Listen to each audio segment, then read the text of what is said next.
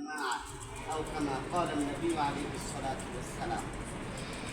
উপস্থিত বাংলাদেশ খেলাফত যুব মজলিসের নেতৃবৃন্দ এবং বাংলাদেশ খেলাফত মজলিসের নেতৃবৃন্দ এবং অন্যান্য যুব এবং ছাত্র ভাইরা, আমি আসলে হঠাৎ করেই এটা জানতে পেরেছি। আমি নিজের ইচ্ছায় আসছি। আমার এখানে প্রত্যেক সপ্তাহে মঙ্গলবার দিন বাদ মাগরিব ইসলাহি মজলিস অনুষ্ঠিত হয়। যারা যুব মজলিসের আছে আমি দাওয়াত দিয়ে রেখেছি, তারা আমাদের এখানে নাস্তার ব্যবস্থাও থাকে। আপনাদেরকে আমি দাওয়াত দিচ্ছি যে প্রতি মঙ্গলবার মনে করেন মাগরিবের নামাজ পড়বেন, মসজিদে নামাজ পড়ে কিছু বয়ান হয়, তারপরে জিকির আজকার হয়, তারপরে বাস আমরা একটু দস্তরখানা আমল করি। তো এখানে আমি একটা প্রোগ্রামে দেখলাম যে ইসলাহি মাহফিল বা ইসলাহি মজলিসের একটা প্রোগ্রাম আছে। খুশি হলাম, কারণ ইসলাহ ছাড়া সংশোধন, নিজের যদি সংশোধন না থাকে তাহলে সংগঠন করেও কি হবে না, কোনো ফায়দা হবে না। সংগঠন কার জন্য করবো বলে? আল্লাহর জন্য। আর একটু জোরে করে বলে আল্লাহর জন্য। কার জন্য? আল্লাহর জন্য। দেখানোর জন্য কোনো মাকসাদেও না, একমাত্র লিল্লাহিয়াতের সাথে। ওমা উমিরু ইল্লা লিয়াবুদুল্লাহ মুখলিসিনা লাহুদ্দীন। আল্লাহ বলছে যে তাদেরকে নির্দেশনা দেওয়া হয়েছে যারা তাদের দ্বীনকে আল্লাহর জন্য খালেস করে নেয়। এই জন্য আমরা যারা বসছি, এটা আগে আমরা নিয়ত খালেস করি যে আমরা আল্লাহর জন্য কাজ করি। আমাদেরকে শাইখুল হাদিস আল্লামা আজিজুল হক রহমতুল্লাহ আলাইহি, আমি হুজুরের খুব কাছের ছাত্র। হুজুরের জন্য আমি জেলও খাচ্ছি, জেল খাচ্ছি হুজুরের জন্য। তবে মাত্র 3 দিন, মাত্র কয়দিন হুজুরের জন্য জেল খাচ্ছি এবং হুজুরের খেদমত করছি। হুজুর আমাকে খুব মহব্বত। এই জন্য হুজুর জিজ্ঞেস করতেন যে খেলাফত মজলিস করি। আমি ছাত্র মজলিস করছি দীর্ঘদিন। আমি সহযোগী সদস্য পর্যন্ত শপথ নেওয়া। চট্টগ্রামে যখন এখানে রাহমানিয়া যখন ভেঙে গেল 2000 সালে, তখন আমি চট্টগ্রামে বাংলাদেশ ছাত্র মজলিসের সহযোগী সদস্য হিসেবে শপথ নিয়েছিলাম। এরপরে আমি মানে কাজকর্ম মোটামুটি বন্ধই ছিল। এরপরে ঢাকাতে আসলাম, আসে আবার রাহমানিয়া ইফতা করছি। 2 বছর ইফতা করার পরে পীরের বাগানতলা মসজিদে সেখানে ইমাম ছিলাম। এরপরে তো এখানে ইমামতি নিলাম। তারপর কল্যাণপুরে 22 বছর মাদ্রাসা মসজিদের 22। এখানে আলহামদুলিল্লাহ যারা আছে আমি অনেককে চিনি। তা আমি আশা করতেছি যে আমি খুব খুশি হয়েছি যে আমার এলাকায়, বিশেষ করে এটা মিরপুর এলাকা, এটা আমি যদি বাংলাদেশ খেলাফত মজলিসের মিরপুর থানার সভাপতি এবং ঢাকা মহানগর উত্তরে আমি যুগ্ম সম্পাদক, সেই হিসেবে আমি খুব আনন্দিত। নিজের ইচ্ছায় সানন্দ দিয়ে আছি। যদিও মৌলানা ইসলামপুরি আমাকে বলছে যে হুজুর আপনাকে দাওয়াত দিচ্ছি তাদের তরফ থেকে, কিন্তু আমি আগে তো আমরা এরকম পরিবেশ ছিল না যে খোলামেলা প্রোগ্রাম করতে পারি, অনেক জায়গায় ডিস্টার্ব। আলহামদুলিল্লাহ এখন তো এতটুকু যে আমরা প্রকাশ্যে প্রোগ্রাম করতে পারি, কারণ আমরা তো আর কোনো বাতিলের দাওয়াত নিয়ে আসিনি। কি আসি নাকি বাতিলের দাওয়াত? একটা জিনিস মনে রাখতে সবসময় যে সর্বোচ্চ আপনাকে যেটা করতে পারে কিন্তু জেলখানা নিতে পারে, থানা পর্যন্ত নিতে পারে, আর সর্বোচ্চ কি জেলখানা নিতে। আর জেলখানায় যাওয়াটা এটা নবীদের সুন্নাত। কার সুন্নাত? নবীরা জেল খাটছেন, ইসুফ আলাইহিস সালাম জেল খাটছেন, তাই না? তো জেল খাটাটা এটা কোনো খারাপ কিছু না, এটা সুন্নত আদায় হলো। কি হবে? সুন্নত আদায়। এর বেশি কিছু আপনি কি করতে পারবেন। তা আমাদের মধ্যে যদি ঐক্য থাকে, সৌহার্দ্য থাকে, সম্প্রীতি থাকে, তাহলে ইনশাল্লাহ জেলখানায় গেলেও আপনি বের হয়। কারণ আমি জেলখানায় গেছিলাম, আমি যা তফসিল করতাম, আমি 3 দিন ছিলাম এরকম 3 ছেলের মতোই। আগে তো জেলখানায় ফ্যানও ছিল না, আমরা যখন গেছি তখন ফ্যান টান ছিল না, এখন ফ্যান টানও হয়েছিল। সেখানে গিয়ে আমি তাফসিল করছি। মানে ওরা বলছে, আবার আমি যাওয়ার পরে হুজুর এটা ইমামের জন্য একটা ইয়ে থাকে, আপনি এখানে শুবে না, জায়গা তো নাই, একবারে গিজ গিজ করতেছে ঢুকে, আপনার জন্য এটা জায়গা। খুবই খারাপ পরিবেশ জেলখানার। তা আমাদেরকে আল্লাহ না নেই, কিন্তু যদি কোনো পরীক্ষায় ফেলে জেলখানা যদি সর্বোচ্চ একটা হলো জেলখানা নিতে পারলাম, এটা নবীদেরও সুন্নত, আকাবিদেরও সুন্নত, আমাদের বুজুর্গ গানে দিলেও কি সুন্নত। সুতরাং এটা নিয়ে কোনো সমস্যা নেই। যারা পীর বুজুর্গ ছিলেন তারাও জেল খাটছেন। তারাও কি করছেন? হ্যাঁ, মুজাদ্দিদ আল ফিসানি রহমতুল্লাহ আলাই, উনি তো পীর সাহেব মানুষ, খালেদ মীরের পীর সাহেব, কিন্তু ওনাকেও কি করছে ওই সময়ের বাদশা জেলখানা করছে। কিন্তু জেলখানায় যাওয়ার পরেও ওনার যে কাজটা ছিল সেটা দাওয়াতি কাজ। ঠিক আছে, জেলখানায় গুন্ডা মাস্তান সন্ত্রাসী যারা ছিল সকলকে বুজুর্গ বানায় আল্লাহ।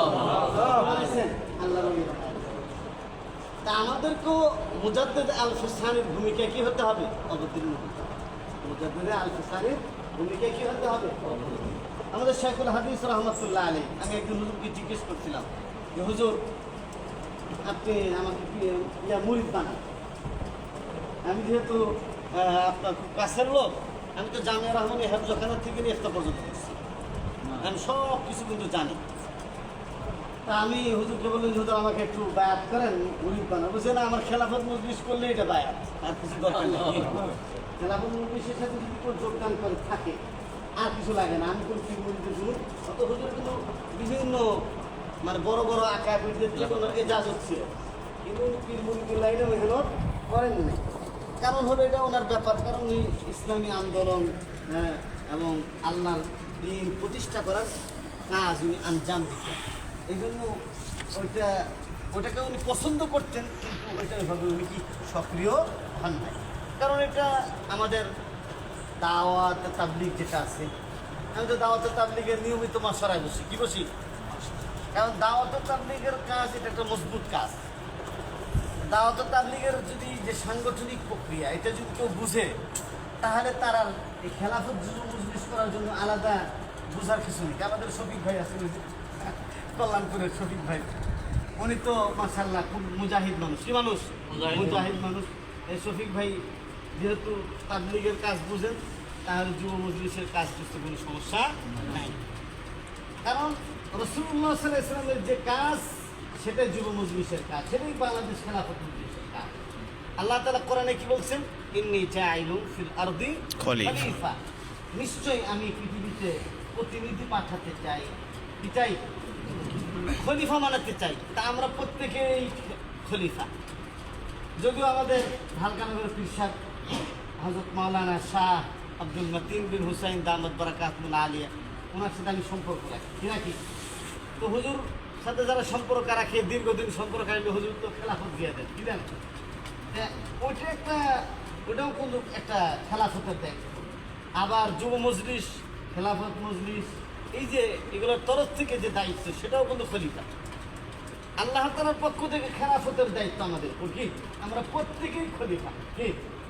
যারা ফরম পূরণ করবে যুব মজলিসের, যারা ছাত্র মজলিসের, বাংলাদেশ খেলাফত মজলিসের যারা ফরম পূরণ করবে, তারাই কি হয়ে গেল? প্রতিনিধি হয়ে গেল। কি? মাওলানা মামুনুল হকের খলিফা। এরা কি? এরা মাওলানা মামুনুল হকের কি? খলিফা। সুতরাং মামুনুল হক একটা নাম, একটা ইতিহাস, একটা সংগ্রাম। ঠিক কিনা?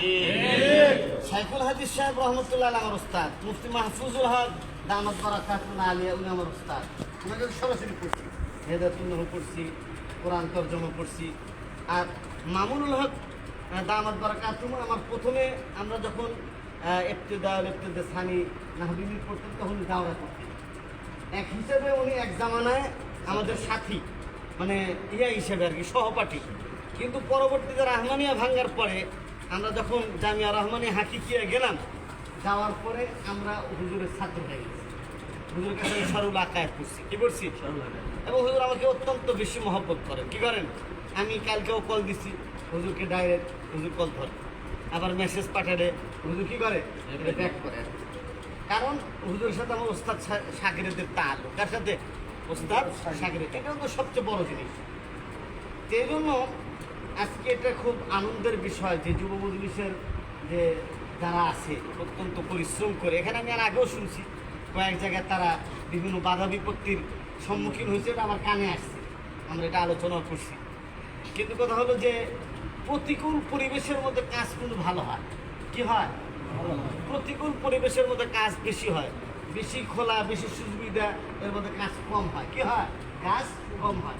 তবে যেহেতু একটা পরিবেশ কায়েম হয়েছে আলহামদুলিল্লাহ, বাংলাদেশে আমরা এই যুব মজলিস খেলাফত মজলিসের কাজটাকে টার্গেটে নিয়ে যেতে চাই। ইনশাআল্লাহ। আমাদের টার্গেট হলো বাংলার এই জমিনে আল্লাহর দ্বীন কায়েম করা। আন আকিমুদ্দীন ওয়ালা তাতাফাররাকু ফীহি।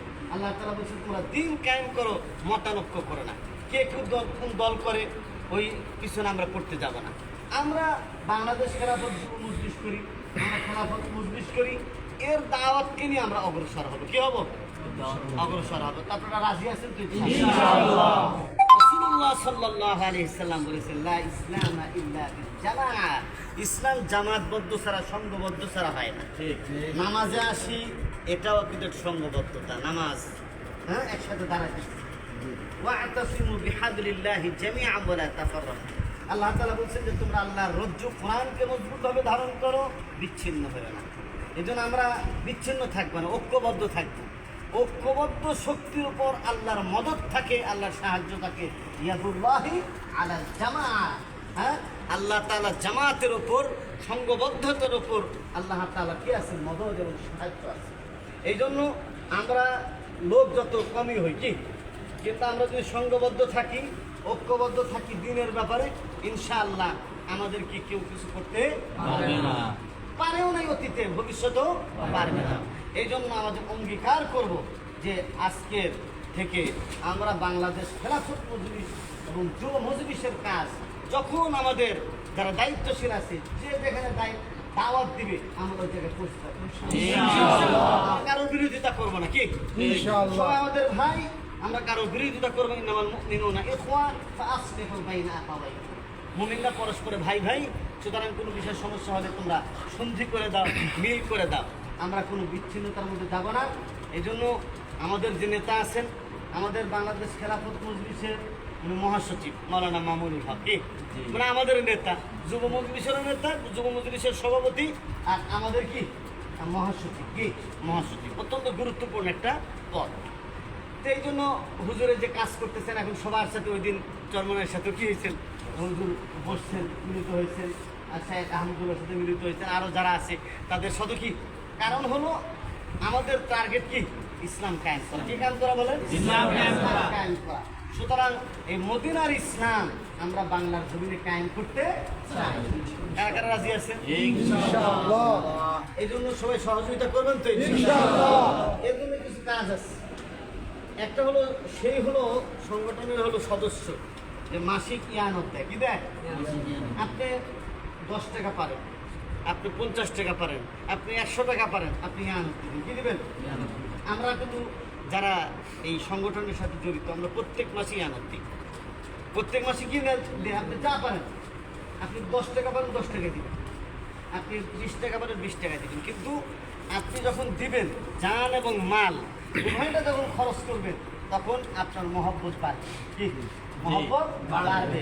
আপনার দাওয়াত দিলে, যেরকম আমাদের আগামী অর্থাৎ 15ই আগস্ট আমাদের গণমিছিলের আহ্বান করা হয়েছে। কি করা হয়েছে? মাওলানা মামুনুল হক সাহেব সেখানে থাকবেন। এই জন্য আপনাদের যে সুযোগ আছে, ওই ছুটি তো বাতিল করা হয়েছে, 15 আগস্টের ছুটি বাতিল। এখন বিষয়টা হলো যে আমরা যারা পারি ওই জায়গায় শরীক হবে ইনশাআল্লাহ। আল্লাহ তাআলা আমাদের সকলকে দ্বীনের জন্য মেহনত করার তৌফিক। আমিন। যারা আজকে আমাকে দাওয়াত করেছেন, আমরা তাদেরকে অভিনন্দন, মোবারকবাদ জানাই। আর আমাদের অনেক কাজকর্ম থাকে এখানে। এলাকায় কে দায়িত্বশীল আছে আমি জানি না। হ্যাঁ, বেলাল ভাই আছে, যারা আছে, আমরা আমাদের সাথে যোগাযোগ রাখবেন, আমরা আপনাদের সাথে যোগাযোগ রাখবো। আমাদের অনেক কাজ থেকে দেখা যায় যে পোস্টার লাগান লাগবে। এই ইসলামপুরে একবার পোস্টার লাগিয়ে দিয়েছে গ্রেফতার হয়েছে, দেখছে যে মামুনুল হকের নাম আর মামুনুল হকের পোস্টার, এই দেখার পরে জেলে নিয়ে যাবে, স্যার আবার কোর্ট পর্যন্ত উঠাইছে। কি এই যে একটা পরিস্থিতি, সময় নিয়ে গেল 13 দিন আগে। এইগুলা আমরা কি করবো? তো এটা একটা মেহনত করার কারণে আজকে এই কথাটা বলতে পারছি যে আমি একটু ইসলামের কি কাজ করছি। তাহলে মার না খাইলে, তারপরে জেল না খাইলে, কষ্ট না করলে ওই মর্ম বুঝে আসে না। আল্লাহ তাআলা আমাদেরকে সহি দিন, সহি কথা, সহি কাজের উপর ঐক্যবদ্ধ হওয়ার তৌফিক দান করুন। আমিন। ওয়া আখিরু দাওয়ানা আলহামদুলিল্লাহি রাব্বিল আলামিন। আমাদের সবাই ইস্তেগফার করি। দোয়ার শেষে একটু নাস্তার ব্যবস্থা আছে। আমরা সকলেই সুযোগ সংক্ষিপ্ত দোয়া করবেন। দোয়ার পরে একটু মেহমানদারি আছে, আমরা মেহমানদারি গ্রহণ করে ইনশাআল্লাহ আমরা বিদায় নিব। আমাদের এক সদস্য যুব মজলিসের সদস্য তার